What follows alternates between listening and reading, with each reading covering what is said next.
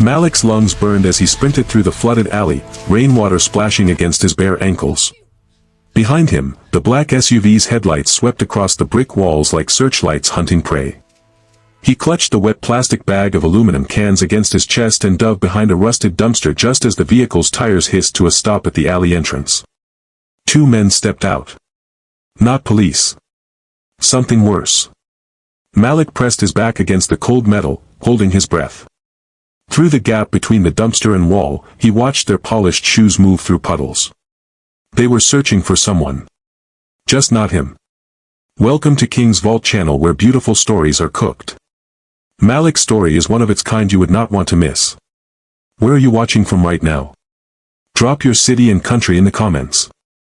I'm guessing some of you are tuning in from the US, UK, Australia, South Africa, Jamaica, or maybe Canada. Let me know what time it is where you are.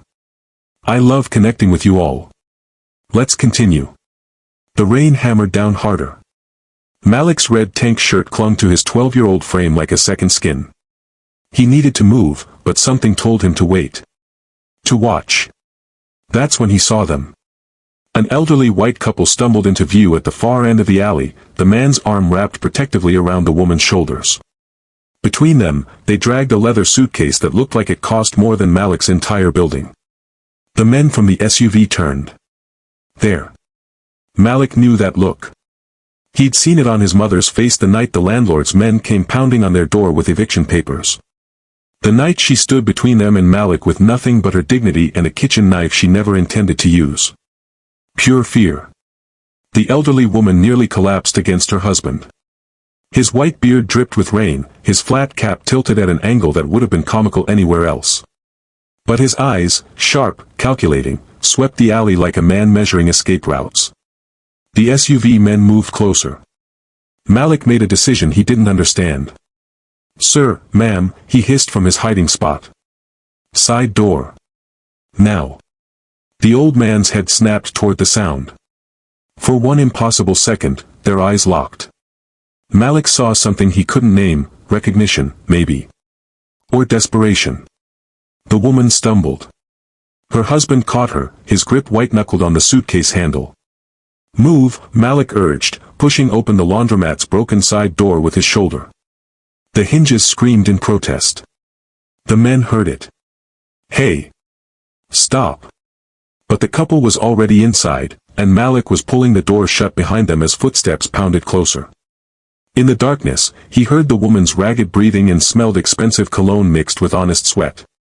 "Why would you help us?" she whispered. Malik didn't have an answer. Outside, a flashlight beam cut through the door's cracked window. The laundromat smelled like mildew and broken promises. Malik led them past rows of dead washing machines toward the back storage room, his bare feet silent on the damp concrete. The couple struggled to keep pace, the man's breath coming in sharp gasps that worried Malik more than he wanted to admit. "Stay quiet," Malik whispered, pulling aside a moldy curtain that hid a service corridor he discovered months ago while collecting dropped quarters.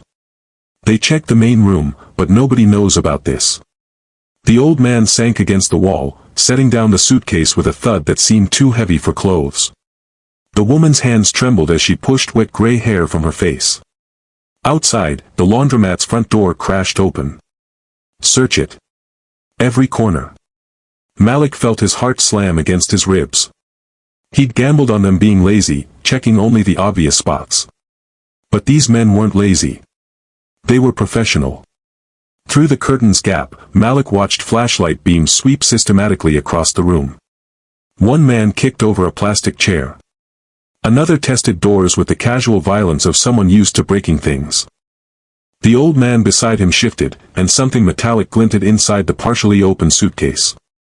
Not clothes. Not money. Hard drives. Multiple devices. The kind Malik had seen at the community center's computer lab, external storage, the expensive type that held serious data. "What did you do?" Malik breathed. The man's eyes met his in the darkness. "Something I should have done 40 years ago," he said. "I trusted the wrong person." A flashlight beam hit the curtain. Malik grabbed the woman's arm and pulled her deeper into the corridor, the old man following with the suitcase banging against his leg. The passage was narrow, built for maintenance workers, not desperate escapes. Overhead pipes dripped condensation that mixed with the rain soaking through Malik's shirt. Behind them, the curtain tore. Back here. They ran. The corridor ended at a rusted stairwell that descended into darkness. Malik had explored it once before, curious and bored, but he turned back when the air got too thin and strange sounds echoed from below. Now he had no choice. "Where does this go?" the old man asked, his voice steady despite everything. "Subway maintenance tunnel," Malik said. "I think." "You think?" The woman gripped her husband's jacket. "Orson, we can't.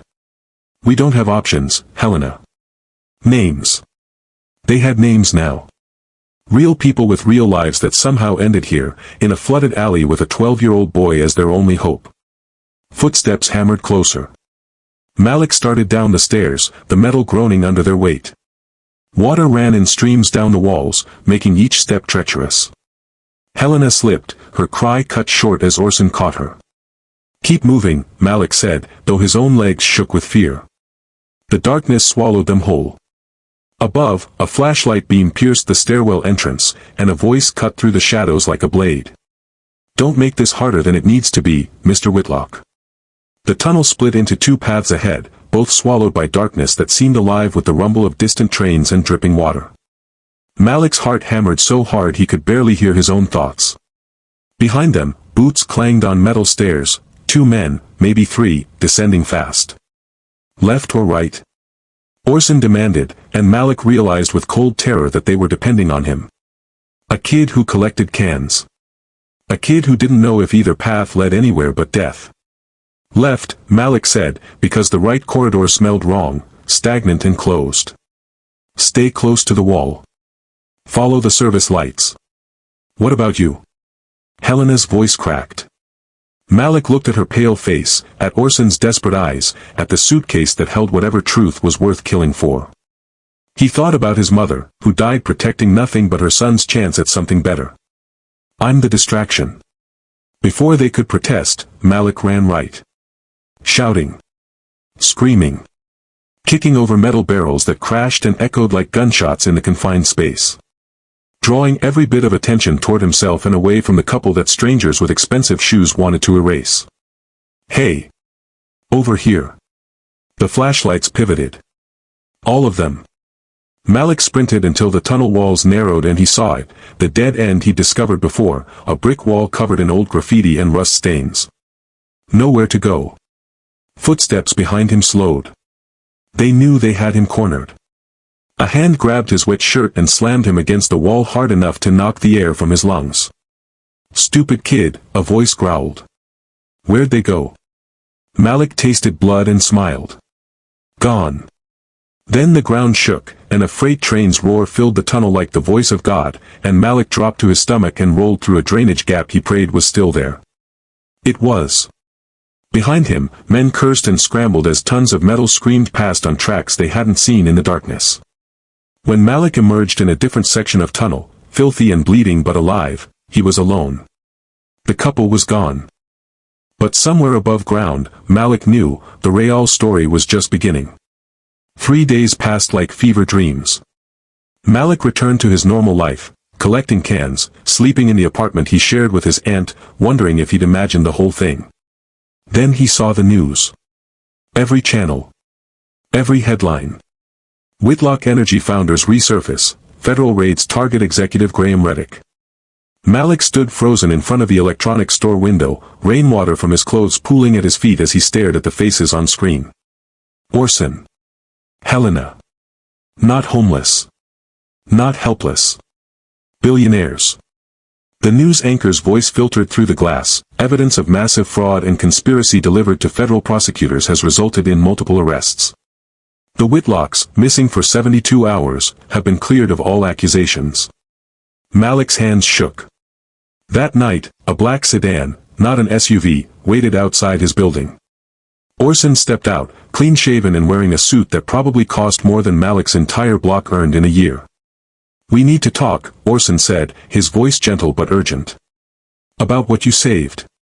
About what comes next." He held out a folder. Malik didn't take it. I didn't do it for money. I know, Orson replied. That's exactly why you're in danger now. Helena emerged from the sedan's back seat, her expression carved from stone and fear. Graham wasn't working alone, Malik. There's someone higher. Someone who now knows your face. A chill ran down Malik's spine that had nothing to do with the rain starting to fall again. Someone who doesn't leave witnesses, Orson continued. But we can protect you. If you trust us. From somewhere in the shadows between buildings, Malik heard an engine start. Another black SUV. And he had to decide, right now, whether the people he saved were his salvation or the biggest mistake of his life. What would you do if you had to choose between safety and the truth? Drop your thoughts below, and don't forget to subscribe and follow for next stories, because what happens next will change everything. Let's continue. The folder hit the wet pavement between them, papers scattering in the rain. Malik didn't reach for it. His eyes locked on the black SUV idling 2 blocks down, headlights off but engine running. The same way hunters waited before the kill. Get in the car, Helena urged, her hand already on the sedan's door handle. Please. Malik's sneakers squelched as he stepped back. Trust had nearly gotten his mother killed when she believed the building manager's promises about repairs before the ceiling collapsed on their kitchen table. Trust was a luxury people like him couldn't afford. Who's in that SUV? Malik asked. Orson's jaw tightened. People who answer to someone we haven't identified yet. Someone Graham Reddick took orders from. And they want me dead because I saw your faces. No, Helena said, her voice cracking. Because you saved us. Because you're a witness to the fact that we were being hunted. That makes you evidence. The SUV's headlights flickered on. Malik's aunt appeared in their apartment window 3 floors up, waving for him to come inside. She didn't see the vehicles. Didn't see the danger circling her nephew like sharks around blood. If I get in your car, Malik said slowly, my aunt becomes a target too. Orson opened his mouth to respond, but the SUV doors opened, and 3 men stepped out. Not running. Walking with the confidence of people who knew their prey had nowhere to go. Choose now, Orson said. Malik grabbed the folder and ran. Not toward the sedan. Not toward his apartment. Toward the one place in the neighborhood where cameras watched every corner and security guards asked questions, the police station 4 blocks east. Behind him, tires squealed, and Helena screamed his name, but Malik didn't look back. The precinct lobby smelled like coffee and fear. Malik burst through the doors, soaking wet and clutching the folder against his chest. 2 officers looked up from their desk, hands moving automatically toward their weapons before they registered the terrified kid in front of them. I need help, Malik gasped. Men following me. Black SUV. The female officer stood, her name tag reading, Sergeant Morrison. Slow down. What men? But before Malik could answer, the precinct doors opened again. Not the SUV men. Orson and Helena, flanked by 2 people in sharp business suits carrying briefcases and expressions that said they owned whatever room they entered. Officers, the taller suit said, his voice smooth as expensive whiskey. I'm Attorney David Kincaid representing Mr. and Mrs. Whitlock. This young man is under our protection as a material witness in an ongoing federal investigation. Sergeant Morrison's eyes narrowed. What investigation? Kincaid placed a document on the desk. Official letterhead. Federal seals. The kind of paperwork that made local cops back down. The one that resulted in this morning's arrests at Whitlock Energy. The one that's now expanded to include conspiracy to commit kidnapping and witness intimidation. He looked at Malik. The one this young man's testimony is crucial to. Malik's head spun. The folder in his hand suddenly felt radioactive. I didn't testify about anything, Malik said. Not yet, Orson replied quietly. But you will need to. About what you saw in that alley.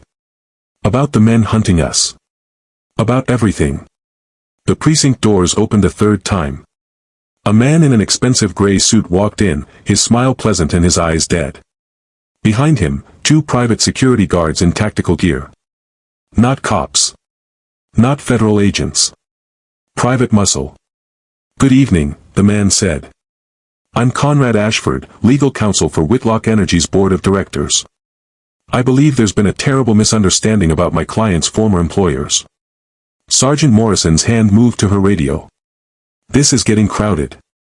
Everyone stays put until I figure out. The boy, Conrad interrupted smoothly, gesturing at Malik. He's a runaway, correct? No guardian present? That makes this complicated. Malik's blood turned to ice. How did this man know about his aunt? About his situation?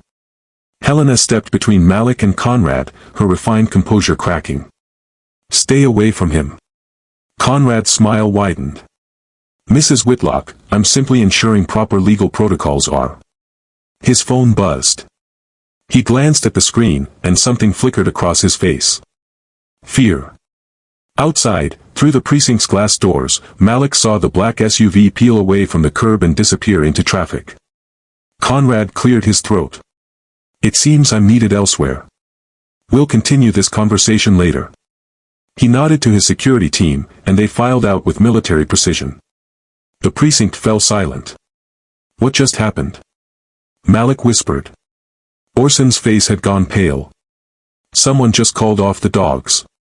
Which means they're changing tactics, Helena finished.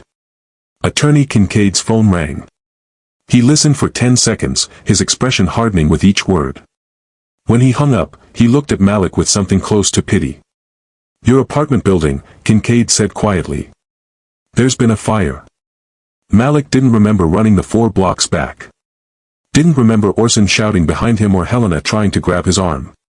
He only remembered the smoke rising above the buildings like a black finger pointing at the sky, accusing God of looking away. Fire trucks blocked the street. Neighbors clustered on the sidewalk in bathrobes and shock. Flames licked out of third-floor windows, his floor, while firefighters sprayed water that turned to steam against the heat. Aunt Keisha. Malik screamed, trying to push past the police barricade. An officer grabbed him. Kid, you can't. I live there. My aunt. The officer's grip loosened slightly as recognition crossed his face. Then Helena was there, her hand on Malik's shoulder, her voice steady despite the tears streaming down her face. Is everyone accounted for? She demanded. A fire captain approached, soot-stained and grim. We got most residents out. One woman on the 3rd floor, Keisha Williams, she's at Mercy Hospital. Smoke inhalation, some burns. Stable but serious. The world tilted. Malik's knees buckled, but Orson caught him, holding him upright with surprising strength for an old man who'd been running for his life 3 days ago. This is my fault, Malik whispered. No, Orson said firmly. This is Conrad Ashford's fault. This is Graham Reddick's fault.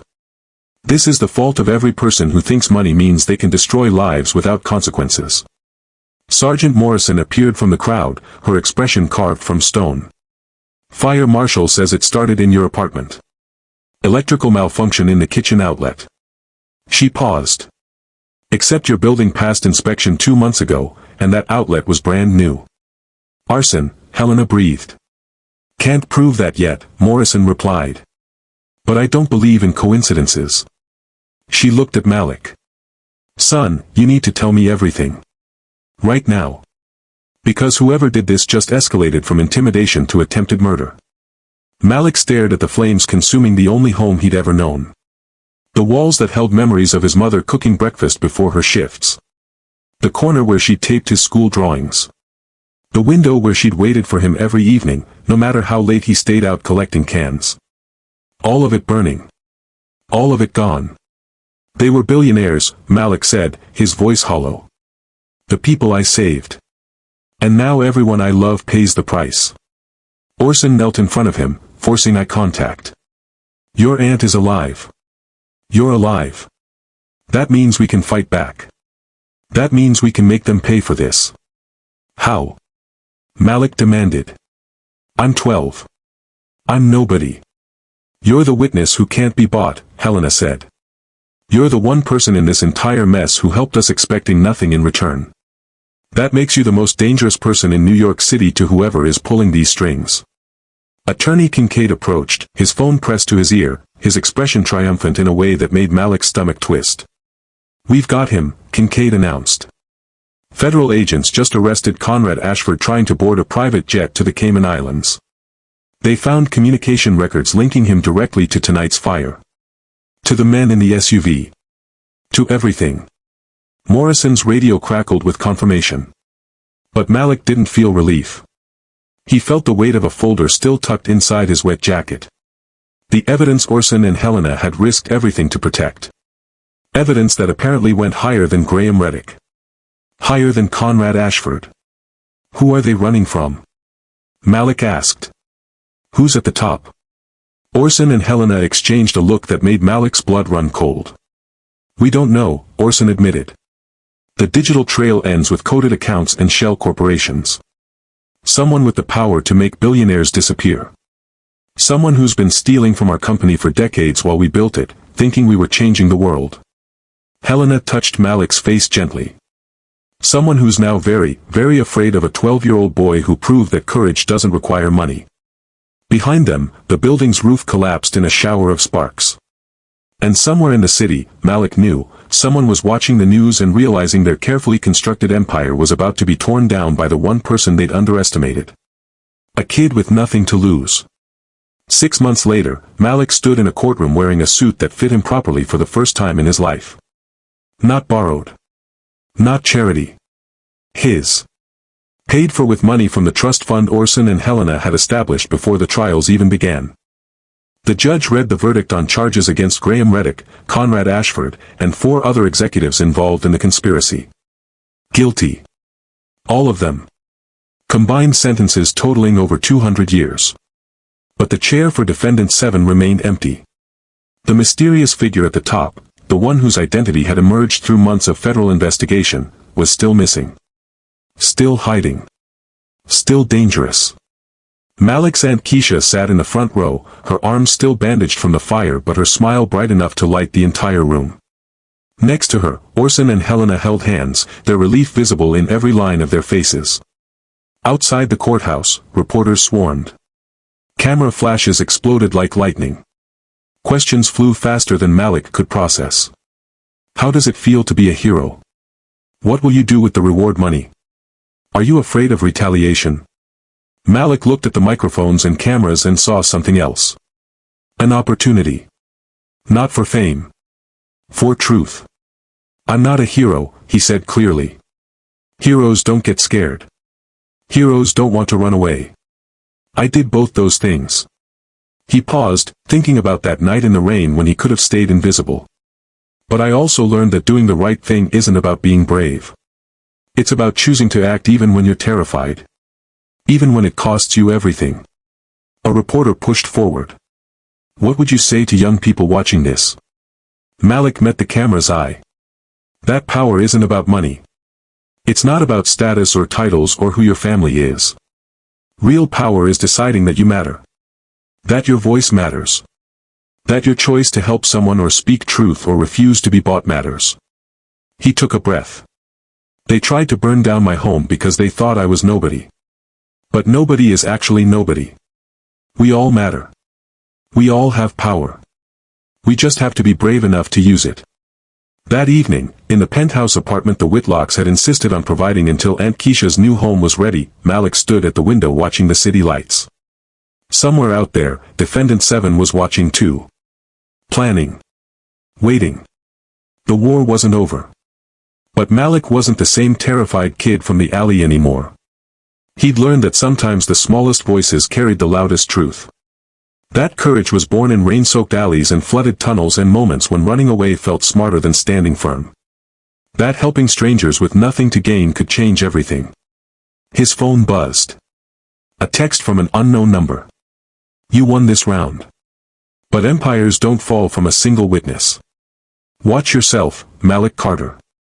He showed the message to Orson, who just entered with hot chocolate and concern etched on his face. Should we call the FBI? Orson asked. Malik deleted the message and smiled. Not with fear. With determination. Let them watch, he said. I'm not hiding anymore. Through the window, the city stretched endless and alive, full of people who mattered, who had power they didn't recognize, who could change the world if they chose to act instead of looking away. Malik had collected cans in alleys. Now he collected courage. And that, he'd learned, was worth more than all the money in all the towers that touched the sky. Thank you for watching this story of courage, justice, and the power we all carry inside us.